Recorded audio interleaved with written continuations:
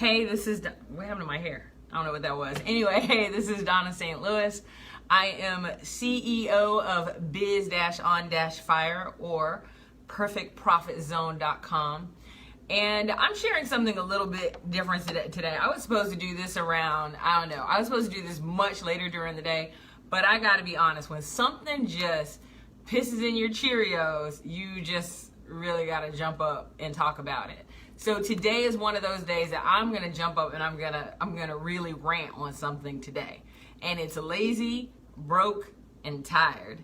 Lazy, broke, and tired. I cannot tell you how many times I've heard these words or something like these words from people who swear to God that they're gonna be the next Steve Jobs, Bill Gates, whomever out there, Warren Buffett, Elon Musk, and they lazy, broken, tired. And let me show you what lazy, broken, tired looks like.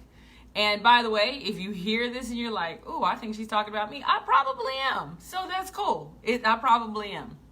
So the first thing is that we all hear the term fruits of your labor. And I mean, like, where do these terms come from? People think it's just a farming term, but it actually is something more than just a farming term. Fruits of your labor actually means that what you say, you do, right? So your words are seeds. And whatever you say is what you end up doing. So when you say, "I am lazy, broken, tired," you are going to be lazy, broke, and tired. That's just how it works. Your words are planting the seeds of your future because whatever words you say are the actions that you tend to take. I hear people all the time. I have a friend from years ago. We were in high school together, and she used to say that, you know, I used to ask her how she was doing today. This was after high school, and she's like, "Whoo, girl, I'm just sick, tired, fat, and ugly." She used to always say that. Now, this didn't make sense to me because when she was in high school, she was like one of the cheerleaders, most likely to be the most beautiful thing on the planet. You know, she was that most likely person, right? I was nowhere near the most likely person. She was the most likely person, right? I was a geeky, skinny, funny-looking, nerdy thing in school. So she used to always say, sick, tired, and getting fat and ugly. She always used to say that. Sick, tired, fat, and ugly. When I met her again, probably like 15, 20 years later, she was sick. She was really sick. She had diabetes like it was not like nobody's business. She was not only on insulin, she was actually about to lose her foot. She was definitely tired. She couldn't walk anywhere. She always complained about being tired. She was very, very, very, very overweight.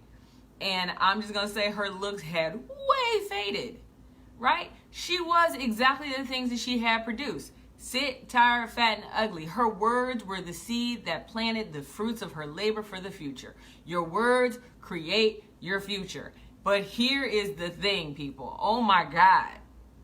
This is the thing you gotta hear. If you cut this off, cut it off right after this. Go ahead and get pissed at me and then cut it off after this, and I'm fine with that. But you have to hear this part. Stop cursing your future. Just stop doing that. There are two voices in your head. There's one voice that says, "I'm sick, tired, fat, and ugly." And there's another voice in your head that says, "Honey, I'm the next beauty queen. I am the gorgeousness of the universe. I am rolling in it, happy, healthy." And those are two different people. I know people who have had cancer. And because they knew that cancer was going to kill them, because they believed that cancer was going to kill them, they did everything in their power to make sure that their words were true.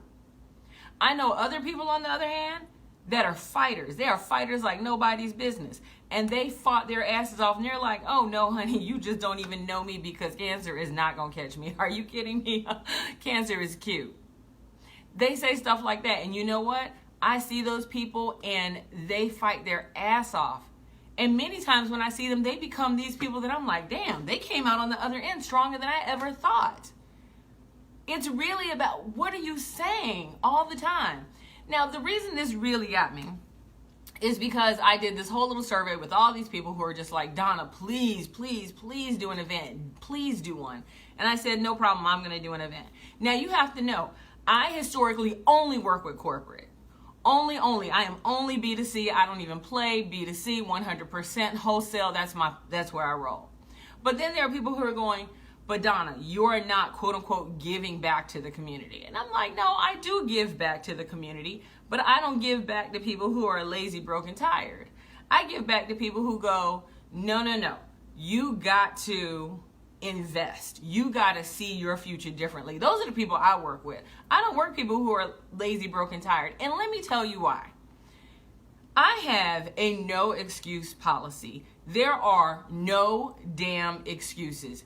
Period. The end. You will never, ever hear me. Seriously, like, my foot had to be cut off. I had to be in an accident, completely disabled. If I say I'm going to do something, I'm going to do it. Even if that thing that I'm going to do means that it's going to cost me more because I screwed up the first time. If I say I'm going to do it, I'm going to do it. So when people don't do what they say they're going to do, it drives me a little nuts. So I have a serious no excuse policy. I don't want to hear it. Your word is the only thing that you have. That's it. So when you don't stick to your word, as far as I'm concerned, you're full of crap. That's it. When you say you're going to do something and then you're reminded to do it and you still don't do it, at the end, I'm done with you.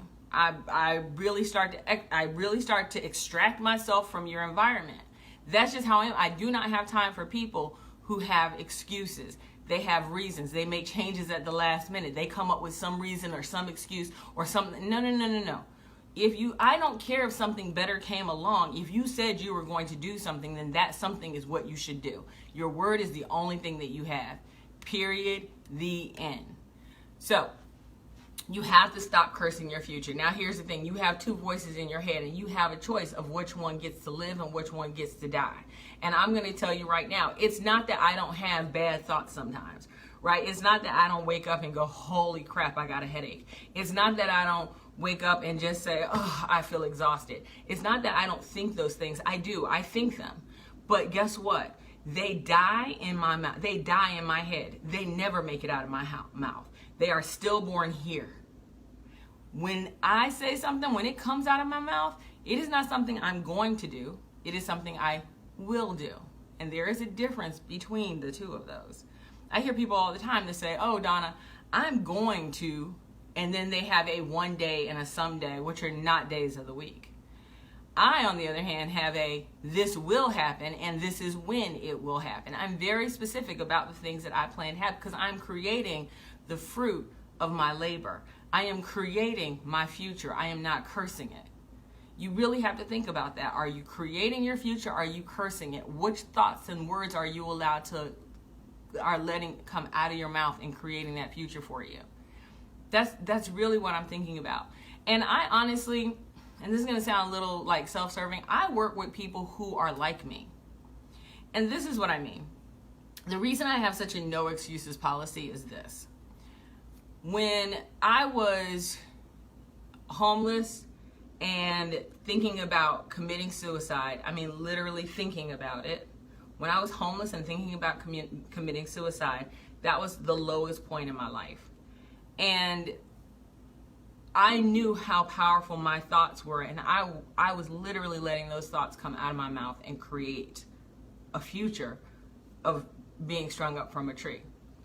And then I decided to think differently and create a different future.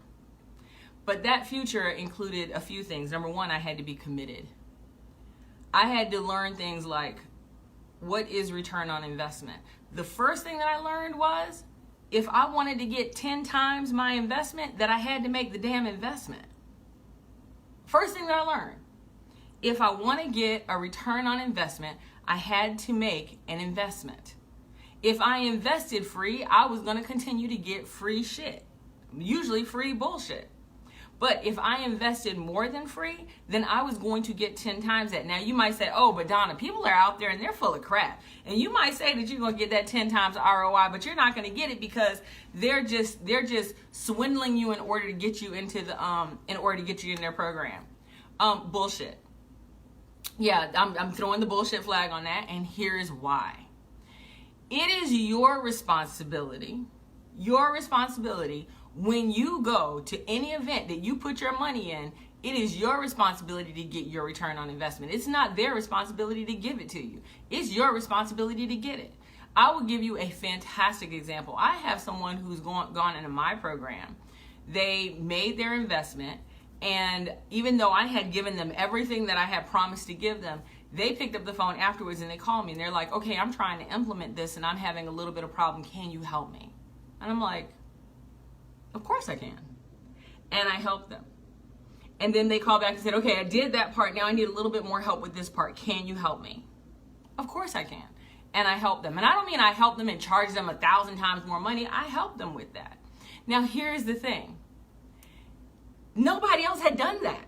Nobody else picked up the phone and demanded that they get the remaining help that they may have needed. See, I gave them everything that I promised. I gave them everything that I could within the 3-day time frame. I gave them everything. I mean, if it was in me, I emptied it. I tried to give them everything that they could possibly use to go forward and be successful. And I even made the offer, hey, if you get to a part and you're stuck, you need to call me. One person called. One person. While other people got a return on investment of maybe 3 times, this person got 10. They got a 10 times ROI. Why? Because they invested and they demanded more from their investment. If you go someplace and you think that person is a shyster or you don't think they're on point, then it is up to you to make sure that you get your return, that you ask the questions. I can't tell you how many meetings I go to where the person in front is going to tell you some content that you have paid your money and given your time to be there and discover. And then what do? They sit their ass in the back of the room.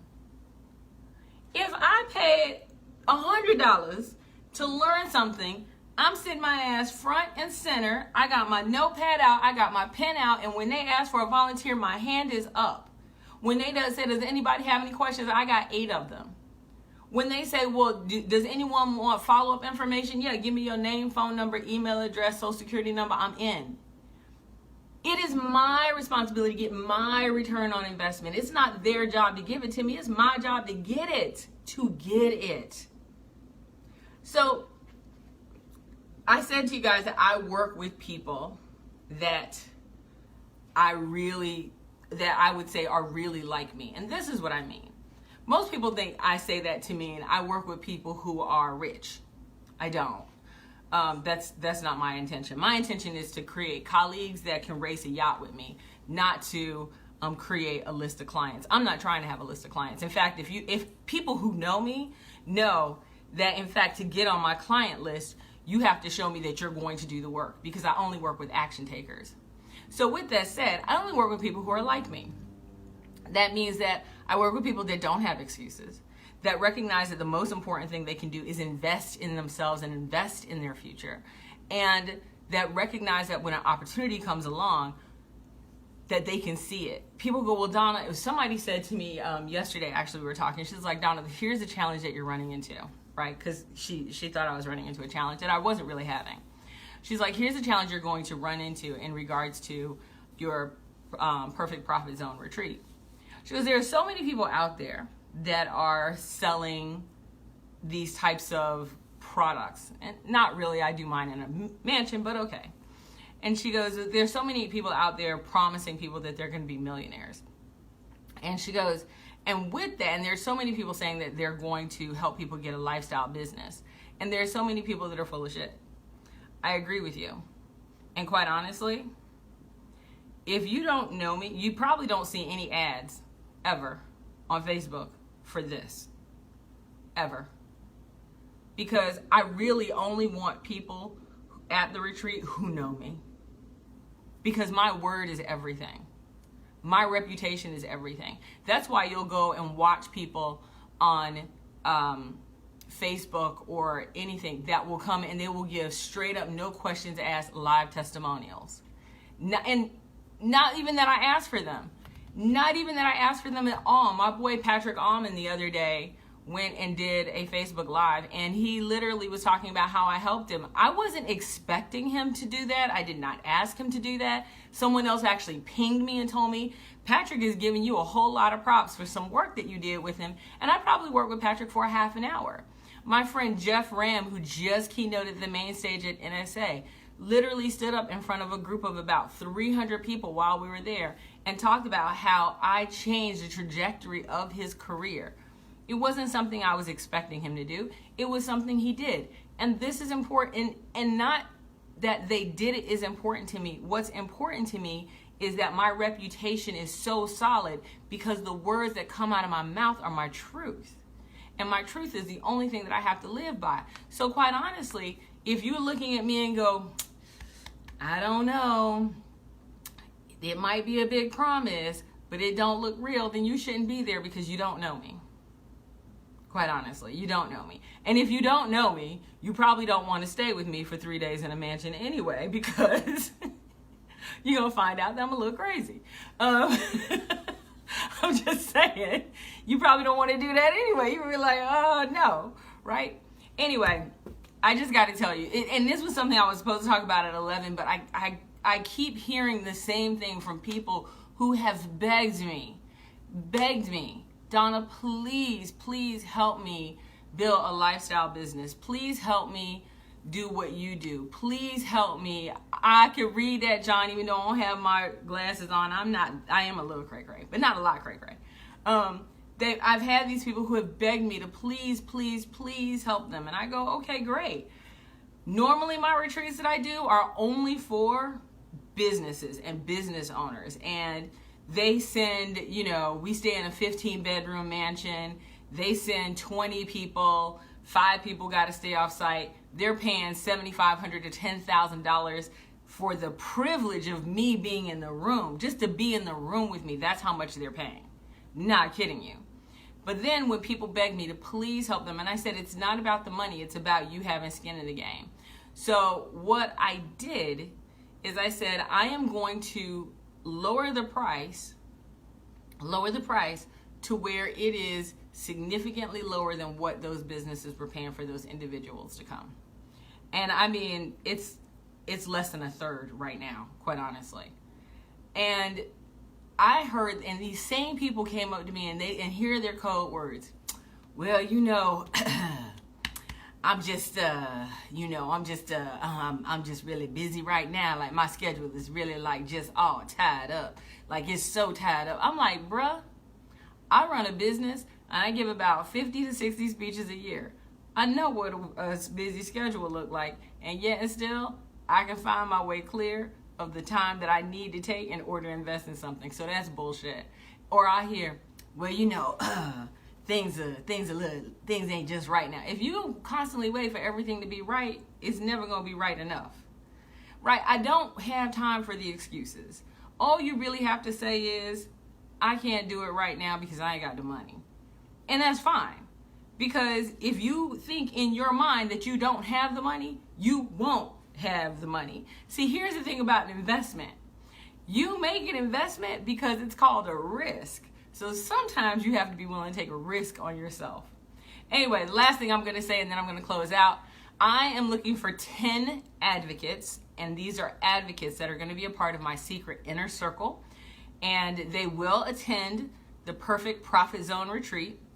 The 10 advocates will pay significantly less than what is currently there, because I'm looking for inner circle advocates. So these people will actually work with me and help me in regards to the retreat. So if you're interested in being inner circle advocate, and if you're wondering how much the retreat is right now, the retreat, if you can make a payment, you can make 4 payments of $650, and you're in either the one in September or October, or you can make, and that's if you want to stay on site. If you make 4 payments of $450, you're off site. If you want to be an inner circle advocate, however, and there is only room, I said 10, there's only room for 9 inner circle advocates. 9 inner circle advocates. It is only $1,200. You stay in the mansion. That's it. 9 inner circle advocates. That is only going to be good for this week. After this week, the Inner Circle Advocate program goes away. And what do I mean by Inner Circle Advocate? If you go to perfectprofitzone.com and you go and you say, I want to stay in the mansion, you get everything associated with staying in the mansion, plus a little more because you're an inner circle advocate. Anyway, if you're interested in being an inner circle advocate, it's only $1,200, and that is $1,400 off of what it costs currently to get into the mansion. So if you're interested, let me know. You got to PM me today. I'm not kidding you. This is only going to be good for this week, and I'm pretty confident that within the next 2 days, I will have all of my inner circle advocates that I need. I'm only taking 9. That's it. And I'm only taking 9 action takers. So if you're sitting here going, oh man, I don't have that money and I'm not for you. You have to be willing to make an investment in yourself. Oh, and the reason that I talk so much crap about making an investment in yourself is when I was only making about $10 an hour and I was working as a reception, and it was my first job out of my car. And the number one thing that I invested in was a book. And that book cost me, and I'm lying, I wasn't making $10 an hour, I was making $8 an hour. And that book cost me 2 weeks worth of salary. 2 weeks worth of salary. And I was literally, I had only not been homeless for a month. But I knew then that a $400 investment in myself would pay dividends. And it did. It was the one book, it was the one thing that I risked on myself that changed my entire life. What are you willing to risk on yourself? What words are you telling yourself? And how are you creating your future? Talk to you later.